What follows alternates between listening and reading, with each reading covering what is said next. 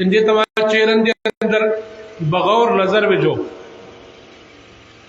तव्हांखे इन्हनि जे चेहरे जे अंदरि जेका नूरानियत नज़र ईंदी उहा तव्हांखे स्कूल ऐं कॉलेज यूनिवर्सिटी जे छोकिरे तालिब इल्म जे चेहरे में नज़र न ईंदी।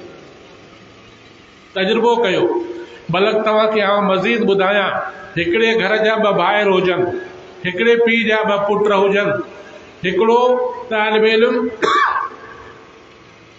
जेको मदरसे जे अंदरि तालीम पिराए पियो, आलिम बणिजे पियो या हाफ़िज़ बणिजे पियो, शाम जो घर मोटी आयो,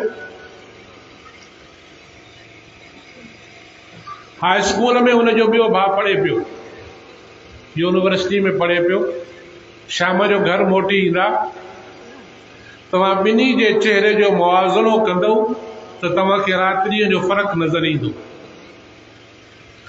अल्लाह से हुन बच्चे जे चेहरे जे अंदरि उहा नूरानियत रखी आहे, जंहिं बच्चे जो सॼो ॾींहुं इन क़ुर शरीफ़ जे हिफ़्ज़ जे अंदरि या इन क़ुर शरीफ़ जे समाइण जे अंदरि गुज़रियो आहे। उहा सूरत हाल उन कॉलेज यूनिवर्सिटीअ जे तालिब इल्म जे चेहरे में कान हूंदी।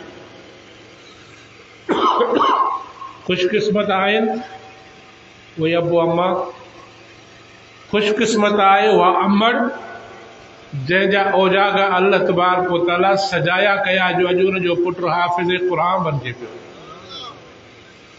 उहो अबू इंतिहाई खुशकिस्मत आहे, उहो ॾाढो ऐं नानो खुशकिस्मत आहिनि जंहिंजा पोटरा ऐं ॾोहिटा अॼु अल्लाह तबारक व तआला हिन पंहिंजे इदारे जे अंदरि हाफ़िज़ क़ुर बनाए पियो। लाइक़ सद मुबारक आहिनि असातिज़ा जिन्हनि अबाबील जी शब रोज़ महिनत करे इन मंज़िल ते उनखे पहुचायो आहे। मूंखे इहा पूरी मालूमात कान्हे का त मक़ामी तालिब इल्म आहिनि या के मुसाफ़िर बि आहिनि, हिन में सभु मक़ामी आहिनि। अल्हम्दुलिल्लाह इहा ॻोठ वारनि जे लाइ इलाही ख़ुशकिस्मती आहे जो मौलाना सभ खां पहिरीं पंहिंजे ॻोठ वारनि जो हक़ अदा कयो आहे।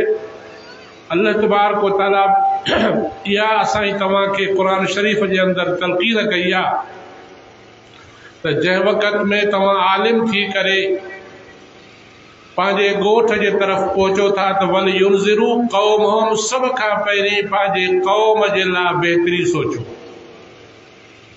असांजो नौनिहाल मौलाना मोहम्मद अब्बास पंहिंजे हिन ॻोठ जो जंहिं जामे शमसुलूम खरड़ा जे अंदरि कई साल गुज़ारिया, पंहिंजे फ़नून जी इल्म हदीस पाक जी तकमील करे हिन ॻोठ जे अंदरि आयो। हिन ॻोठ वारनि जी जेका ख़िदमत करे पियो आहे अव्हां जे साम्हूं ज़ाहिर ॿाहिर आहे। तव्हां जेको उनजे मथां का शइ सर्फ़ कयो पिया, अल्हम्दुलिल्लाह उनजो तव्हांखे बहितर नतीजो उन ॾिनो आहे। दोस्त पोइ हिते मिलियो हिकिड़ो मुंहिंजे भरिसां वेठो हुयो, इलाही प्यारा भरिया लफ़्ज़ मौलाना जे लाइ ज़िक्र कयई त मौलाना असांजो साह आहे, मौलाना अब्बास जमाली साहब असांजे ॻोठ जो फ़ख्र आहे।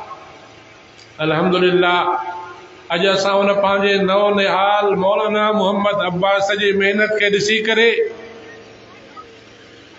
जेके असातिज़ा मूंसां जामे शमसुलूम खरड़ा जा हिते पहुता आहिनि, एतिरी असांखे शादाबी ऐं फरहानी आहे जॾहिं ज़मींदार या हारीअ जो फसल तयारु थींदो आहे, जंहिं वक़्त में उहो बोरियुनि जे अंदरि मुंतक़िल थींदो आहे, उनखे कंहिं जम ते ढेर जी शक्ल में जमो कयो वेंदो आहे त हारी ऐं ज़मींदार खे जेका ख़ुशी थींदी आहे उनखां हज़ार गुना असातिज़ा खे शमसुलूम जे पासबाननि खे ख़ुशी आहे जो अल्हम्दुलिल्लाह अॼु असांजे नौनिहाल क़ौम जे साम्हूं जेको फसल जी ख़ुशी पेश कई आहे उहा हज़ार दफ़ा दुनिया जे नेमतुनि खां बहितर। अव्हांखे मालूमात हुजे त ही दीन असां तव्हांजो मोहताज कोन्हे, असां दीन जा मोहताज आहियूं। हे अल्लाह जी असां तव्हांजे लाइ दईन आहे, अल्लाह जो फज़लो करम आहे जो अल्लाह तबारक व तआला तव्हां असांखे मुहबत जे अंदरि जकड़े करे हिन मैदान जे अंदरि आंदो आहे। जेकर असांखे अल्लाह तबारक व तआला दूर करे छॾे त अल्लाह जे आॾो का ॻाल्हि बैद कान्हे का, पर उन मुहबत जे बुनियाद ते अल्लाह तबारक व तआला तव्हां असांखे जकड़े करे हिन जाइ ते आणे करे तव्हां असांजे लाइ जन्नत जो मामिलो आसान करे छॾियो। अर्ज़ु रखां पियो त ही जेके बचड़ा वेठा आहिनि इन्हनि मां को बि बचड़ो कंहिं MP MN जो पुटड़ो कोन हूंदो। बदल इस्लाम ग़रीबन व सयऊद कमा बदा फतूबा लिल गुरबा। इन मिस्कीननि जे लाइ आकाए दो जहां सल्लल्लाहु अलैहि वसल्लम 1400 साल पहिरीं ख़ुशख़बरी ॿुधाए विया आहिनि।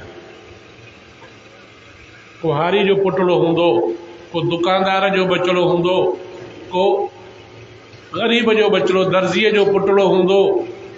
अॼु अल्लाह तबारक व तआला उन्हनि खे दौलत नसीब कई आहे जंहिं दौलत जे बुनियाद ते मैदान क़ियामत में रब काइनात जे तरफ़ां हिनखे अल्लाह जे इनायत सां अजीबो ग़रीब रब जे तरफ़ां हिकिड़ो ऑर्डर थींदो, इक़रा अल क़ुरान इक़रा वर्तक, पढ़ंदो वञ हाफ़िज़ सगोरा, जन्नत जे मनाज़िल खे तय कंदो वञ। फ़इन मंज़िलतक, तुंहिंजी मंज़िल उन जाइ ते आहे जिते क़ुरान शरीफ़ जो ख़त्म थिए। थकबो बि कोन, क़ुरान शरीफ़ खे पढ़ंदो पूरा 30 सिपारा पढ़ंदो वेंदो। तव्हां महसूस कयो था त जेका हुनखे मंज़िल मिलंदी उहा केतिरी बुलंदो बाला हूंदी। इहा त हिन हाफ़िज़ सगोरे जे लाइ मंज़िल आहे, दर्जो आहे, लेकिन अल्लाह तबारक व तआला उनजे अब्बे खे अम्बड़ खे बि ओजागा अम्बड़ कया। उस्ताद मोहम्मद अब्बास सगोरे जे मदरसे में करे उनखे मार बि मिली, अम्बड़ खे दाम बि ॾिनी हूंदी नंढड़े, लेकिन अम्बड़ इहा सोच रखी हूंदी त मुंहिंजो पुटड़ो हाफ़िज़ थिए पियो। उन दुख खे पंहिंजे सीने जे अंदरि समाए करे वरी बि ॿिए ॾींहुं तयारु करे उस्ताद अब्बास सगोरे जे मदरसे में मोकिलियईं। अल्लाह तबारक व तआला मैदान क़यामत में उन अम्बड़ अब्बे जे मथे ते ओ ताज रखाईंदो जेको ताज दुनिया जे बादशाहनि चाह बल्कि दुनिया वमा फिया खां वधीक क़ीमती हूंदो, पूरी दुनिया खां वधीक क़ीमती हूंदो। दुनिया हश हश कंदी कि कहिड़ा फ़र्द आहिनि जंहिंजे सिरे जे मथां इहो ताज सजायो वियो आहे। ॿुधायो वेंदो कि हाफ़िज़ क़ुरान उन कलामुल्लाह जा हाफ़िज़ आहिनि जेको उम्मत मुहम्मदीअ जे सरवरे कौनैन मुहम्मद मुस्तफ़ा जे क़ल्ब अतर जे मथां नाज़िल कयो वियो हुयो, जंहिंखे इन बचड़नि पंहिंजे सीने जे अंदरि समायो आहे। अॼु उन जे अब्बे अम्मा जे सरनि जे मथां अल्लाह तबारक व तआला इहो ताज रखियो आहे जंहिंजी रोशनी सिज खां वधीक रोशनदार हूंदी। दुनिया उन्हनि जी तरफ़ निहारे करे ताजुब कंदी त काश कि इन मंज़िल ते असांजा बचड़ा बि पहुचनि। अल्लाह से हिकु दुआ आहे त अल्लाह तबारक व तआला पंहिंजे हिन ॻोठ जान मोहम्मद जमाली जे हर घर जे अंदरि हाफ़िज़ क़ुरान पैदा करे। हाफ़िज़ क़ुरान आमिल बंदी वियो हलियो, मैदान क़यामत में 10 फ़र्दनि जी सिफ़ारिश कंदो जिन जे मथां जहन्नम वाजिब थी चुको। अल्लाह हिन बचड़नि खे आमिल बनाए हाफ़िज़ थी विया हलिया। हिननि जेका पंहिंजी पुठी ज़िंदगी गुज़ारी आहे उहा उन्हनि शख़्सनि खे मालूमात हूंदी जेके मुंहिंजे स्टेज ते मुंहिंजा सभु मुंहिंजे सर जा ताज वेठा आहिनि, उन्हनि खे मालूमात आहे, छो जे सभु असहाब मदारिस आहिनि त ही बचड़ा निमाज़ फजर खां पहिरीं उथारिया वेंदा। निमाज़ फजर खां पहिरीं ॻोठ जान मोहम्मद जमाली वारा माण्हू अञा सुता पिया हूंदा। हाफ़िज़ खे पंहिंजी मंज़िल ॿुधाइणी हूंदी आहे, सबक़ ॿुधाइणो हूंदो आहे, सबकी ॿुधाइणी हूंदी आहे। इन इस्तिलाहुनि खां तव्हां आम तौर तरीक़े ते वाक़िफ़ कोन हूंदव, हाफ़िज़ सगोरा वाक़िफ़ हूंदा, स्टेज ते वेठल उलमा हुफ़ाज़ क़ुरान वाक़िफ़ हूंदा त मंज़िल छा आहे, सबक़ छा आहे, सबक़ी छा आहे। हे तालिब इल्म जंहिं वक़्त में घर विया हूंदा या मुसाफ़िर तालिब इल्म जेके मदरसे जे अंदर सुमन पिया रात जो सुमण खां पोइ बि हिननि जे ज़ुबान ते क़ुरान शरीफ़ जो विर्द हूंदो आहे। मुल्ला अब्बास खे मालूमात आहे पंहिंजे मादर इल्मी शमसुलूम खरड़ा जे अंदर जंहिं वक़्त में रात जो 10 बजे खां बाद में छुट्टी थींदी आहे, 10:30 बजे खां बाद में 11 बजे खां बाद में तालिब इल्म उन्हारे जे मौसम में उनखे सुम्हारियो वेंदो आहे। कई हाफ़िज़ अहिड़ा ॾिठा ॿुधा विया जेके बबांगे दोल आराम ऐं निंड वारी कैफ़ियत में क़ुरान शरीफ़ था पढ़नि, बेइख्तियारी अंदाज़ में। सुबुह छा पढ़ियऊं, 2 बजे खां बाद में छा पढ़ियऊं, मगरिब खां बाद में हुन तिलावत छाजी कई, आराम में पिया आहिनि। लेकिन आराम में हुजण जे बावजूद बि उनजे ज़ुबान जे मथां क़ुरान शरीफ़ जो विर्द जारी आहे। साथी भर वारो जागाए थो तो बाबा निंड तो पियो फिटाई, छा पे तो करी, पोइ होश में अचे पियो हालांकि क़ुरान शरीफ़ आराम सां मज़े मज़े सां पढ़े। अल्लाह तबारक व तआला तव्हां सां समूरनि जे लाइ सालहियत वारा बचड़ा नेक साले हाफ़िज़ नसीब फरमाए जेके तव्हां सां जे लाइ आख़िरत जो समरो बणजनि। जी अर्ज़ रखां पियो त ही दीनी मदारिस तव्हां असांजे ईमान जा मुहाफ़िज़ आहिनि। असां तव्हांखे कलमो अगरि मिलियो आहे ला इलाहा इल्लल्लाह मुहम्मदुर रसूलुल्लाह, दीनी मदारिस जे तुफ़ैल मिलियो आहे। असांखे नमाज सेखारी वई आहे, अल्लाह जी पहचान मिली आहे, रसूलुल्लाह सल्लल्लाहु अलैहि वसल्लम जे अहादीस जी उन जे तरीक़े जी। जीअं इश्तिहार जो उनवान बि अजीब गरीब अंदाज़ में मौलाना रखियो, या रसूलुल्लाह सल्लल्लाहु अलैहि वसल्लम जे तालीमात जो पूरो ज़ुमरो, पूरी तकमील जेका मिले पई तव्हां असांखे दीनी मदारिस मां मिले पई, ये अल्हम्दुलिल्लाह उहे दीनी मदारिस जिन जे अंदर बेहतर अक़ीदे जे दुरुस्तगीअ जे लाइ, बेहतर मसाइल जे समझाइण जे लाइ अल्लाह तबारक व तआला उलमाए मुहद्दिसीन खे, उलमाए फ़ुक़हा खे पैदा कयो आहे जेके तव्हां असांखे क़ुरान शरीफ़ जे मक़ासिद खां, अहादीस तय्यबा जे मक़सद खां वाक़िफ़ कनि पिया। ही बचड़ा आहिनि, तव्हां दीनी मदारिस जे क्लासनि जे अंदर ईंदव, तव्हांजो ताल्लुक़ हूंदो मदारिस सां, कंहिं क्लास में तव्हां वेंदव त नाज़रा बचड़ा क़ुरान शरीफ़ पढ़ंदा पिया, कंहिं क्लास में तव्हां दाख़िल थींदव त तव्हांखे क़ुरान शरीफ़ यादि कंदे बचड़ा नज़र ईंदा। के अखियुनि वारा हूंदा त के अखियुनि खां महरूम फ़र्द बि हूंदा। जो अर्ज़ रखियो मुंड में त अल्लाह तबारक व तआला कंहिं फ़र्द जो मोहताज कोन्हे को, असां मोहताज आहियूं दीन जा। तव्हां असांखे मालूमात में आहे त जॾहिं काबतुल्लाह जे मथां हमिलो थिए पियो अबरहे जे तरफ़ां, अल्लाह उन सूरत खे, उन वज़ाहत खे सूरे फ़ील जे अंदर बयान फरमायो आहे। नंढड़ा पखी जंहिंखे तव्हां सां अबाबील कोठियूं पिया, उन बचड़नि खे पलक दीनी मदारिस जा सभु तालिब इल्म ये क़ुरान शरीफ़ जा चौकीदार ऐं अबाबील आहिनि। अल्हम्दुलिल्लाह काबतुल्लाह जी हिफ़ाज़त जे लाइ जॾहिं के अरब मां को फ़र्द तयारु न पियो थिए, वॾे दबदबे वारो हुयो अबरहो, अल्लाह तबारक व तआला पंहिंजे दीन जी हिफ़ाज़त कमज़ोर मख़लूक खां वरिती। वो जेको अबाबील पखी आहे, जेकॾहिं अॼु बि के आशिक़ मिज़ाज मोबाइल वारा न हरमैन शरीफ़नि जे ज़ियारत ते वेंदा हूंदा, अल्लाह तबारक व तआला हरमैन शरीफ़ैन खे इन लानत खां बचाए। चओ आमीन। अॼु साथी काबतुल्लाह जे भरिसां बीठो आहे, भाऊ ज़िक्र करे पियो, उते वेठासीं कचहरी जे अंदर, हजर असवद जे भरिसां बीठो आहे, उते मोबाइल ते पंहिंजो फोटो ॻोठ पियो मोकिले। ॻाल्हि सम्झो पिया त मां काबतुल्लाह जे भरिसां बीठो आहियां, हजर असवद जे भरिसां बीठो आहियां, हतीम जे अंदरि नफ़िल पढ़ा पियो, रोज़ रसूलुल्लाह ते वञा पियो। इन इबादत जे अंदरि कहिड़ी चस आहे? या इबादत कान्हे का? अल्लाह तबारक व तआला पनाह में रखे। अर्ज़ु रखां पियो त जेके दोस्त इश्क व मुहब्बत में सरशार थी करे रोज़े रसूलुल्लाह जी ज़ियारत जे लाइ, काबतुल्लाह जे तवाफ़ जे लाइ वञनि पिया मुहब्बत जी कैफ़ियत में, उन्हनि खे आउं ॿुधाइणु चाहियां पियो त अॼु बि असर जे निमाज़ खां बाद में, मुंहिंजो पंहिंजो अखियुनि सां मुशाहिदो आहे, असर जे निमाज़ खां बाद में काबतुल्लाह जे चौधारी पासिंग आउट कंदा आहिनि अबाबील।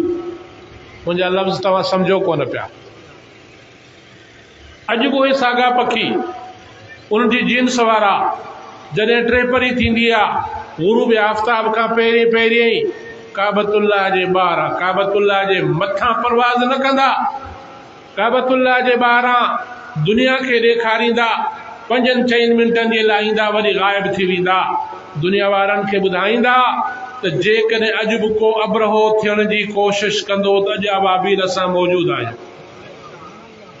साईं मोहम्मद अब्बास सगोरे जे मदरसे जा ही अबाबील चौकीदार ॿुधाइनि पिया त जेकॾहिं को दुनिया जो अहले सरवत माण्हू क़ुरान शरीफ़ जे हिफ़ाज़त जे लाइ, को हुक्मरान तबिके वारो हिन क़ुरान शरीफ़ जे हिफ़ाज़त जे लाइ तयारु कोन्हे, को आर्मी चीफ हिन हिफ़ाज़त हिन जे लाइ को सरमायो मुहैया न पियो करे, को MP MNA हिन जे लाइ पंहिंजे पुट औलाद खे वक़ुफ़ न पियो करे, त ॻोठ जान मोहम्मद जमालीअ जे ग़रीबनि खे अल्लाह तबारक व तआला हिन जो चौकीदार बनायो। अल्लाह तबारक व तआला जीअं मुंड में अर्ज़ु रखियो त अहिड़ी सूरत हाल थी वञे जो ही ॻोठ इन अंदाज़ में मशहूर हुजे त बबाही हाफ़िज़नि जो ॻोठ आहे। अल्लाह से तव्हांजे लाइ दुनिया में बहितर बनाईंदो, आख़िरत अल्लाह तबारक व तआला आसान ऐं सहल बनाईंदो। जंहिं क़ब्रिस्तान जे अंदरि हाफ़िज़े क़ुरान खे दफ़न कयो वेंदो, उन क़ब्रिस्तान वारनि जे लाइ अल्लाह तबारक व तआला अज़ाब खे हटाए छॾींदो। हिन वक़्त में गर्मी जी मौसम कान्हे का, जेकॾहिं पखो हिते लॻल हुजे हा, उहो बज़ाहिर त मुतकल्लिम ॻाल्हाइण वारे मुक़र्रिर जे लाइ हुजे हा, लेकिन कुर्बो जवार वारा सभु फ़ाइदो वठनि हा। रहमतूं अल्लाह तबारक व तआला जो इंतिहाई वसी आहिनि। अल्लाह जी रहमत जे अंदरि तंगी ऐं बुख़ुल न हूंदो आहे। इहा रहमत अल्लाह तबारक व तआला जी उन हाफ़िज़े क़ुरान जे क़बर जे मथां आहे, पर अल्लाह तबारक व तआला कुर्बो जवार वारनि क़बरुनि खे महरूम कोन कंदो। जो बरसां दफ़न केरु थियल आहे? हाफ़िज़े क़ुरान दफ़न थियल आहे। अल्लाह तबारक व तआला तव्हां सां समूरनि जे लाइ ख़ैर व बरकत जा मुआमला फरमाए, ख़ैर व बरकत जा मुआमला फरमाए। अल्लाह दीन बेज़ारीअ खां बचाए, दीन बेज़ारीअ खां बचाए। हिन वक़्त जेको दौर हले पियो, इंतिहाई फितने जो दौर आहे, फितने जो दौर आहे। ईमान जे डगमगाइण जी सूरत हाल हले पई। दीनी मदारिस जे ख़िलाफ़ आवाज़ उथारिया वञनि पिया, लेकिन अल्लाह तबारक व तआला हर दौर जे अंदरि उहे मर्द कलंदर पैदा कया आहिनि जेके हिन क़ुरान शरीफ़ जी उन अंदाज़ में हिफ़ाज़त कंदा जो कंहिं कमीने लुफंगे खे ताक़त न बनबी जो हिन क़ुरान शरीफ़ जे दुनिया जे अंदरि मिटजण जे लाइ का सूरत बनाए सघे। हिन वक़्त में अल्हम्दुलिल्लाह जमीयत उलमा इस्लाम जो सरवाण, विफ़ाकुल मदारिस जो सरपरस्त, अल्लाह तबारक व तआला उन जी लम्हे लम्हे ते हिफ़ाज़त फरमाए। हज़रत मौलाना फज़लुर रहमान साहब, अव्हांखे मालूमात हूंदी त विफ़ाकुल मदारिस जे हिन साल जी रिपोर्ट आहे 1 लख खां वधीक हाफ़िज़े क़ुरान तयारु थिया आहिनि जिन इम्तिहान ॾिनो आहे। 1 लख खां वधीक, ऐं पूरी दुनिया में इहो एज़ाज़ पाकिस्तान खे आहे। हालांकि साईं तव्हांजी इस्लामी हुकूमत जेका असांजी तव्हांजे ज़हननि जे अंदरि आहे, जिथे काबतुल्लाह आहे, जिथे रोज़े रसूलुल्लाह आहे, अल्लाह खां हर वक़्त में दुआ घुरूं त अल्लाह उनखे यहूदनि जे चंबे खां बचाए, अल्लाह उन जी हिफ़ाज़त करे, हरमैन खे अल्लाह तबारक व तआला सलामत रखे। लेकिन उन्हनि जो तइदाद बि सालानो 5-6 हज़ार खां वधीक कोन्हे को। हे तव्हां ग़रीबनि जूं महिनतूं आहिनि, तव्हां ग़रीबनि जूं दुआऊं आहिनि, जो पाकिस्तान जे अंदरि सिर्फ़ हिकिड़ो विफ़ाक़ुल मदारिस, अहिड़ा ॿिया कई विफ़ाक़ आहिनि। विफ़ाक़ुल मदारिस अरबी पाकिस्तान जे हिन साल 1 लख खां वधीक हुफ़ाज़ किराम उन में नियाणियूं बि आहिनि। अल्हम्दुलिल्लाह, जिन क़ुरान शरीफ़ खे पंहिंजे सीने जे अंदरि समाए करे पंहिंजी दुनिया बनाई, आख़िरत बनाए छॾी। दुनिया चवे पई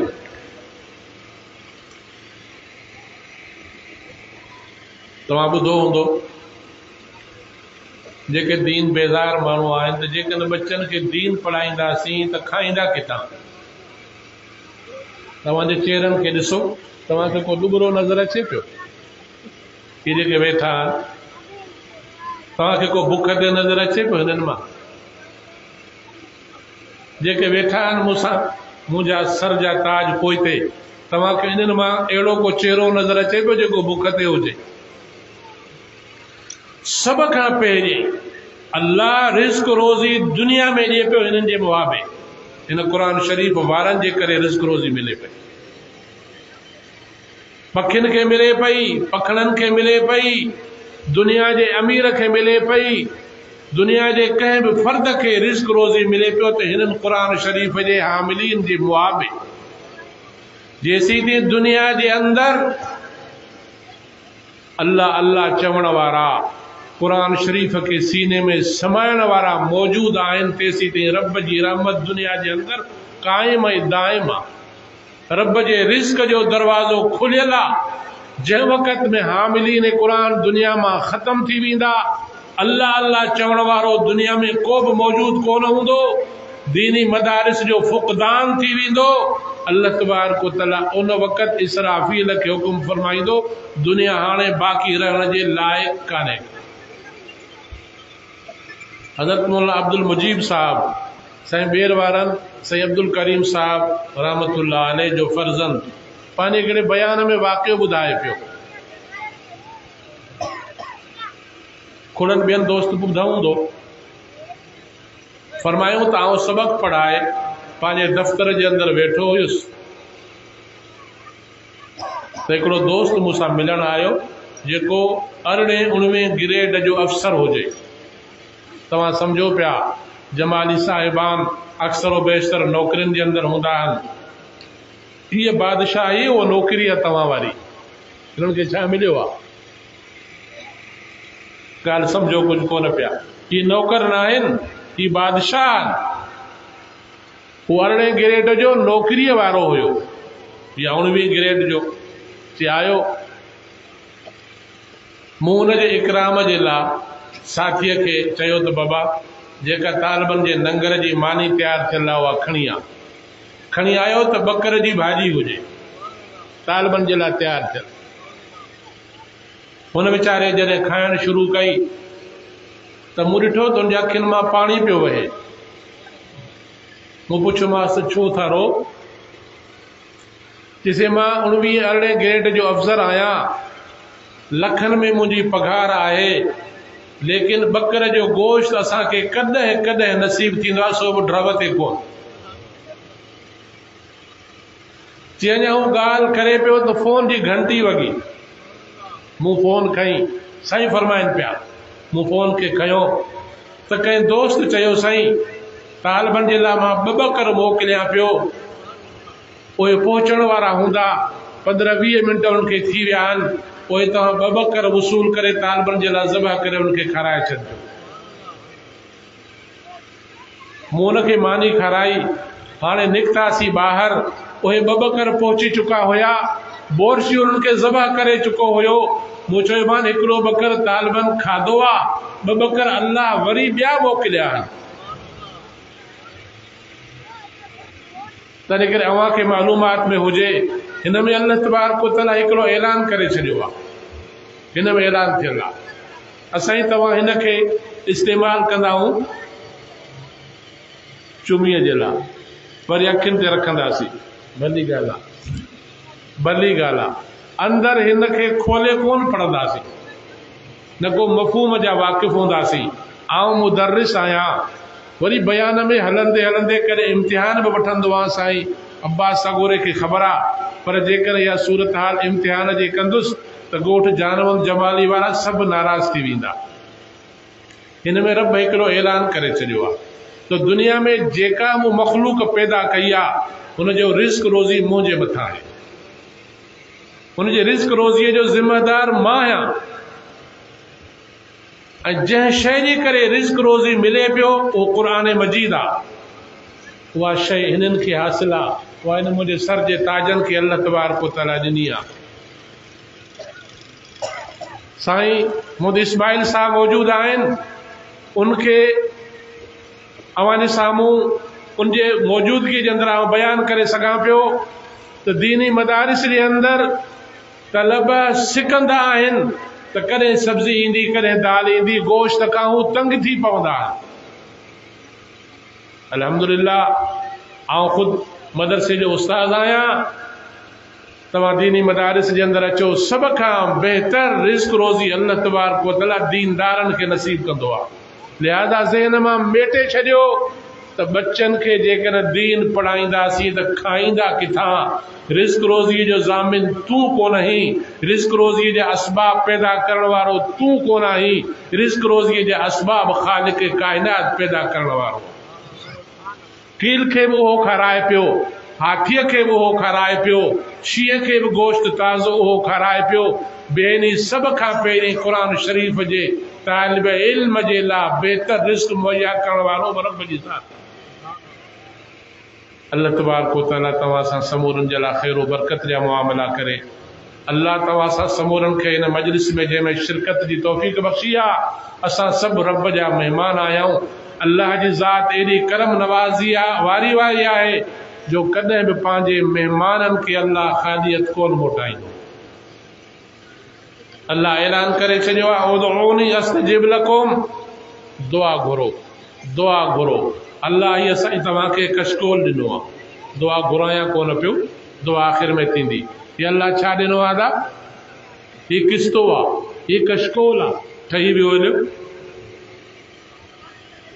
हदीस पाक आहे त ख़ालिक़ काइनात फरमाए पियो त बंदो जॾहिं मुंहिंजे आॾो हिन कशकोल खे साम्हूं कंदो आहे, मुंहिंजा रब, मुंहिंजा रब, अल्लाह फरमाए पियो त मूंखे हया ईंदो आहे जो मां पंहिंजे बंदे जे सवाल खे ख़ाली मोटाए।